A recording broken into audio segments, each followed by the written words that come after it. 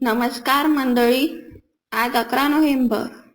आजच्या ठरलं तर मगच्या भागात अर्जुन ऑफिसमध्ये जाण्यासाठी तयार होत असतो.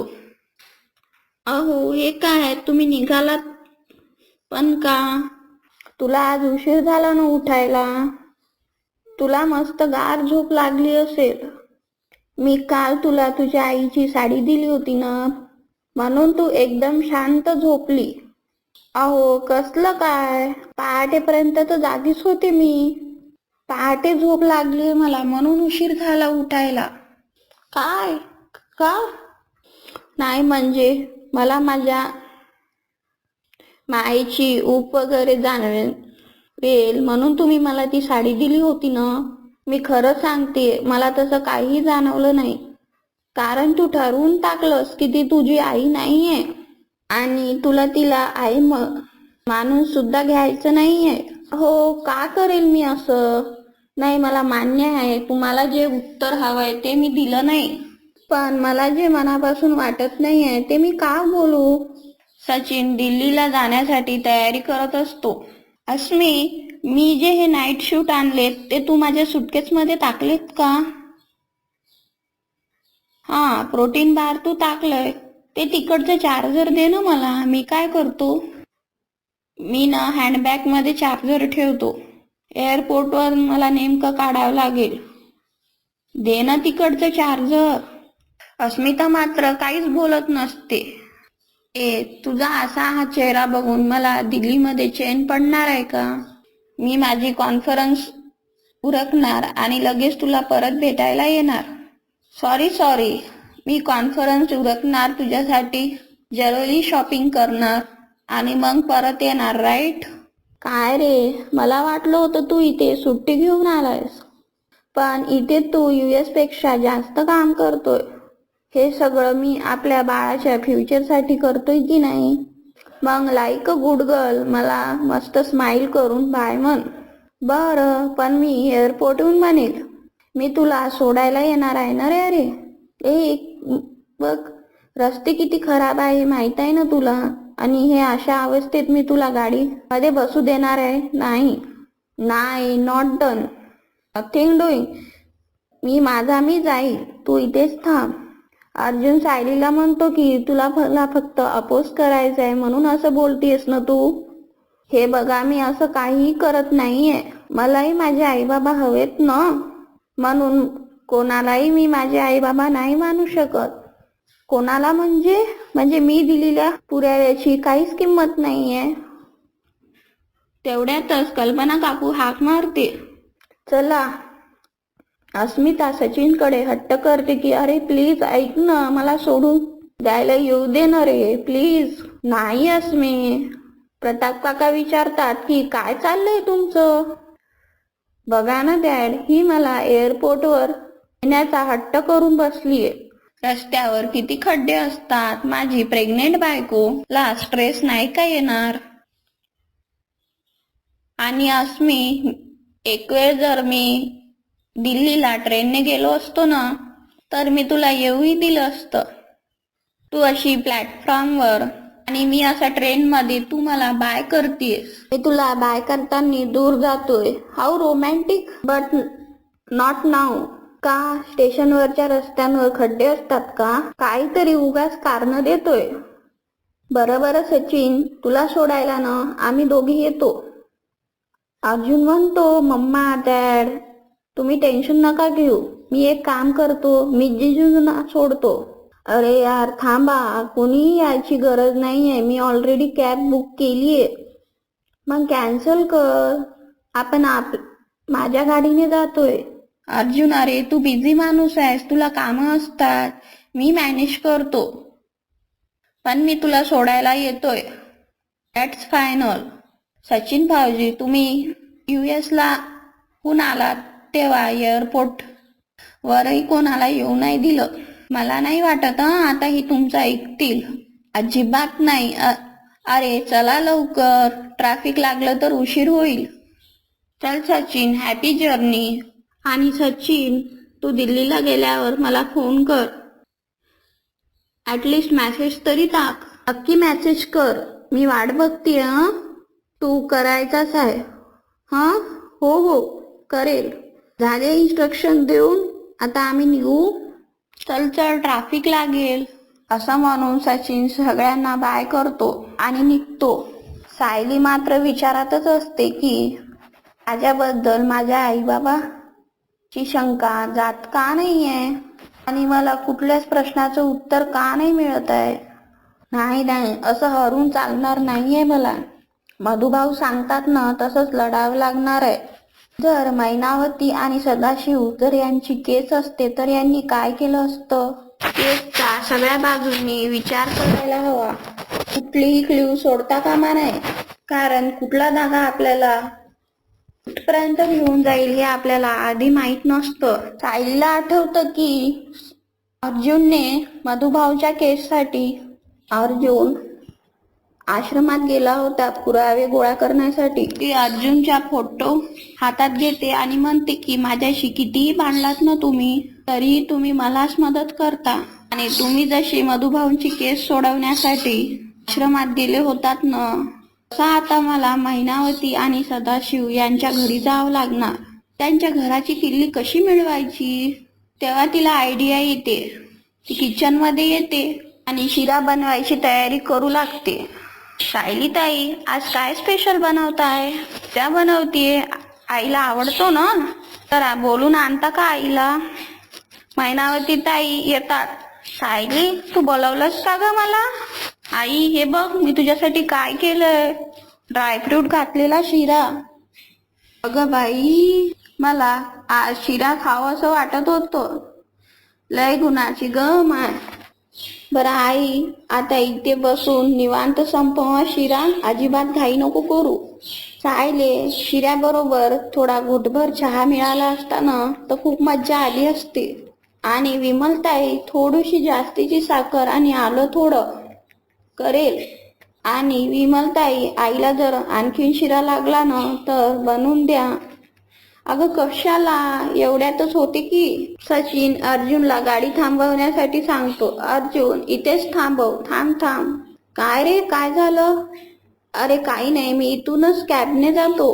नाही नाही, तुला एअरपोर्टवर ड्रॉप नाही केलं ना तर अस्मिताई माझा जीव घेईल. अरे अस्मीला एवढं कधीपासून सिरियसली घेऊन राहिलास म्हणून तू माझ्या बरोबर इतकं दूर येणार आहेस. अरे तू बिझी माणूस आहेस. माझ्या ताईसाठी आणि माझ्या जिजूसाठी माझ्याकडे वेळ आहेस. अरे ऐक, माझं काहीही गरज नाही.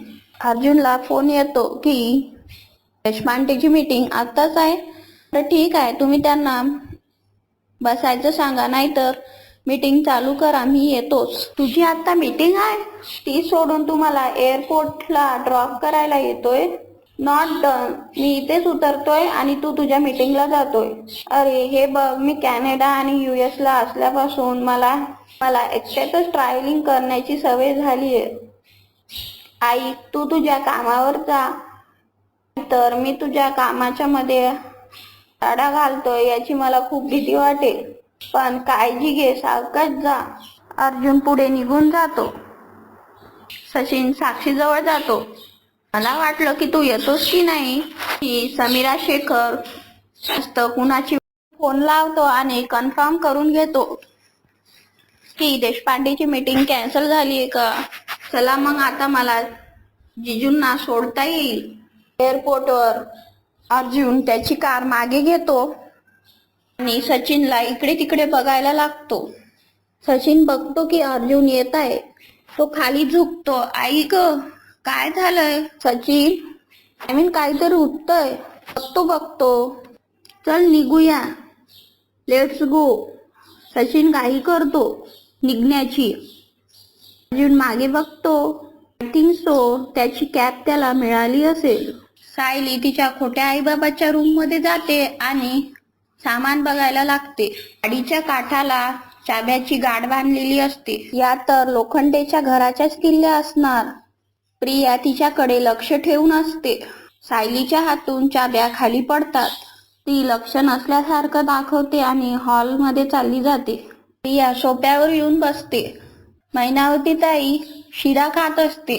वा वा, घरचे म्हणतात ते खरं आहे, पोरीच्या हाताला चव भारी. सायली धावपळीने रूम मध्ये जाते. ही प्रिया बघत असते. बाहेर जाऊन फोन लावते अर्जुनला. अहो कुठे आहात तुम्ही?